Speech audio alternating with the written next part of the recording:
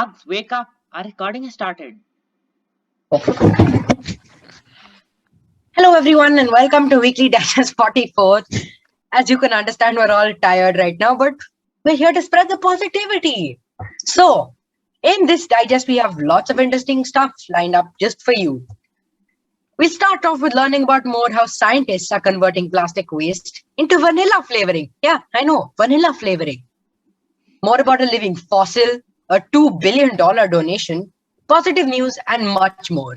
We hope you enjoy this video and that it adds a little bit of positivity to your day.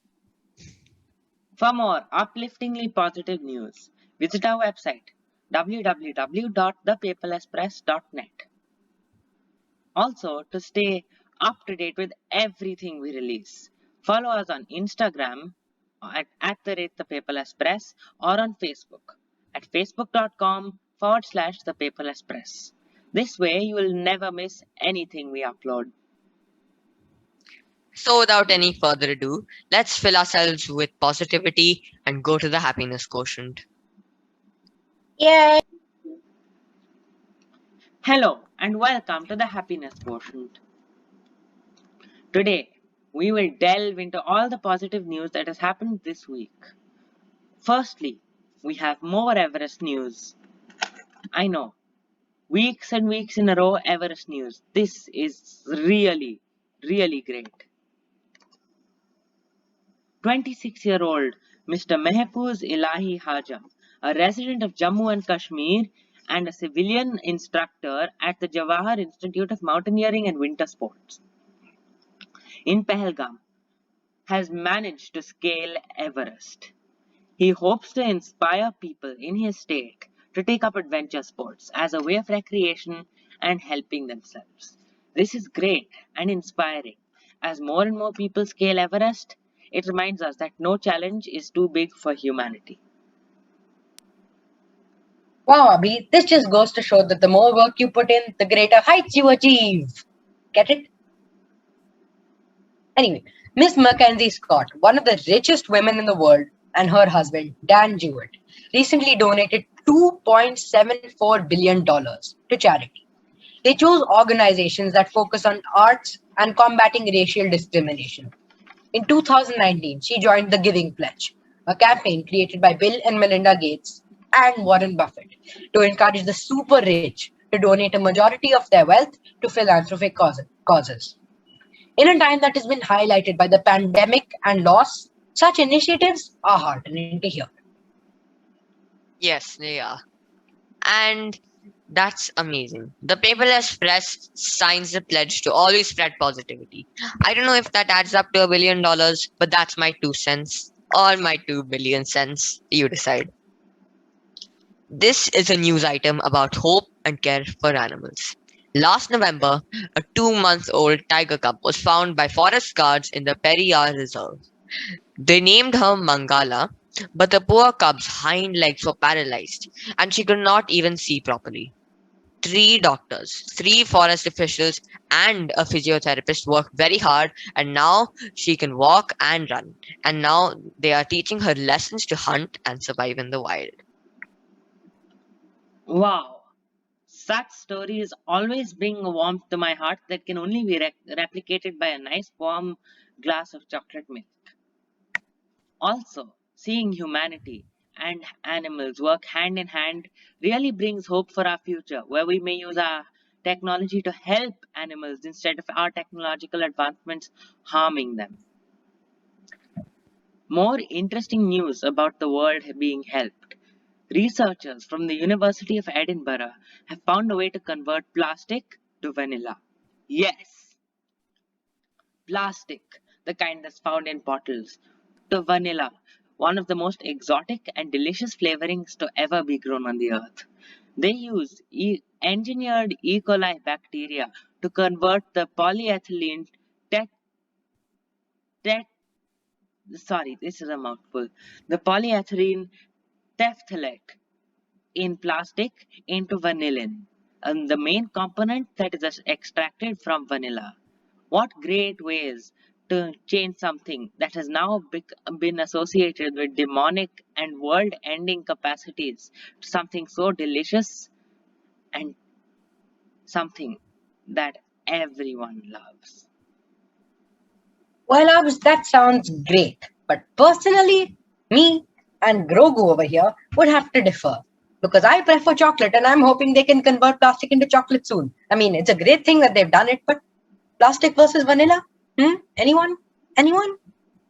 Anyway, with the ever important and highly enthralling UEFA Championship currently ongoing, you must have seen the diverse makeup of team members. Naturally. Despite this, there have been instances of booing and racist attacks from fans.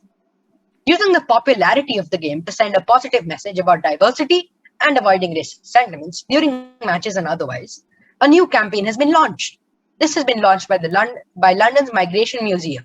Their billboards and social media campaigns celebrate migrants who help shape the sport.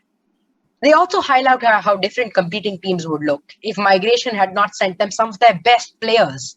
A small but important step to tackle racism.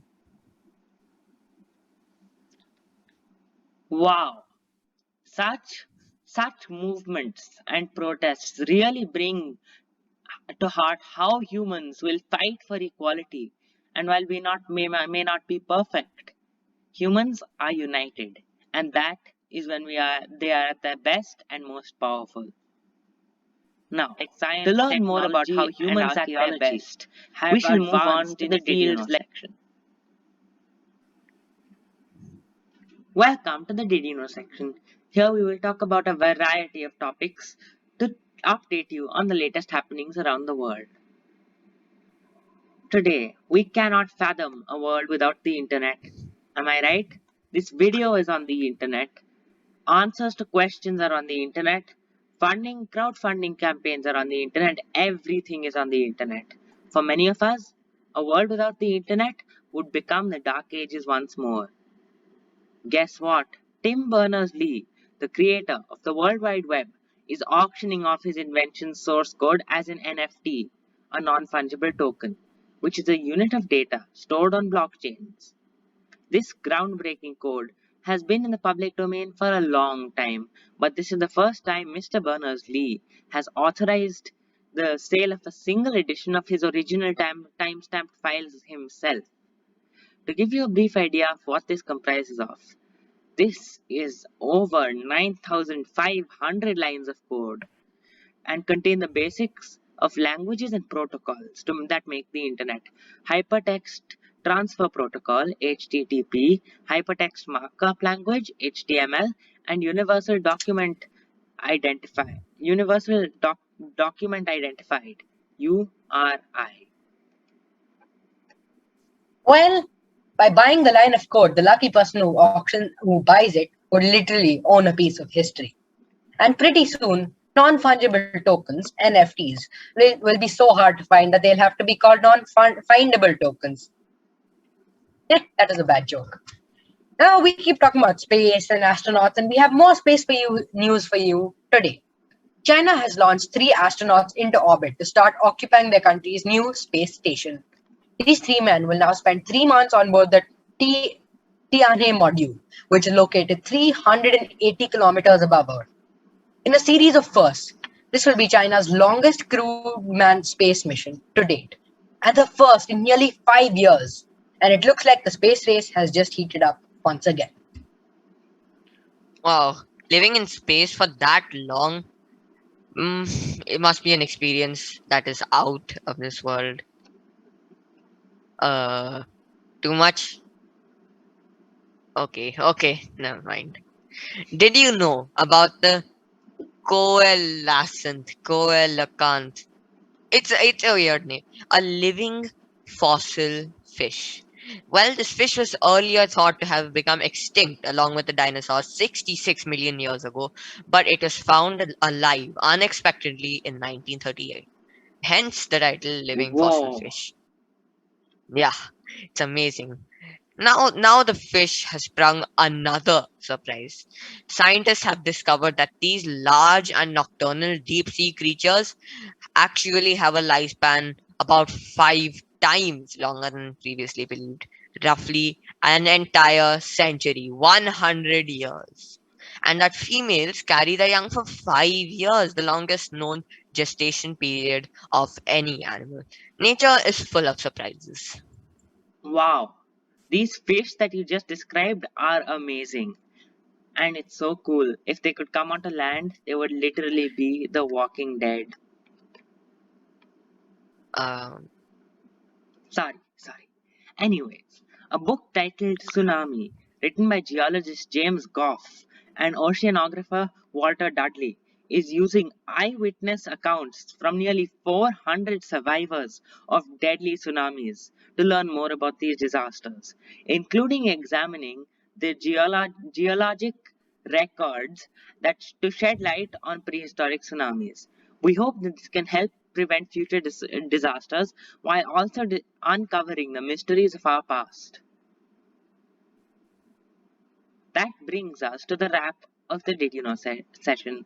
I hope that you have learned a lot about what has happened in the world, and I hope that you're excited to know more next week. Now we shall move on to the book review, where Mihir will tell us about this week's top book. The Tales of Beetle the Bard is an extremely amazing and interesting book. It holds many different tales inspired by the Harry Potter books, some you may even recognize. Its gripping storylines and its link to Harry Potter provide for an extremely captivating and thought provoking story, and I would recommend it to everyone. Just like the Harry Potter tales, this book deserves a read. And even if you're a child or an adult, read this book. That brings us to the end of this video weekly digest. Thank you for watching. Please subscribe to us on social media and on YouTube. We're nearing our 1 year anniversary, and all the support we get really helps. We'll be sitting here near this cozy fireplace. And why we're sitting next to a hot fire in the summers? Just don't ask. Anyway, until next week, bye. Bye!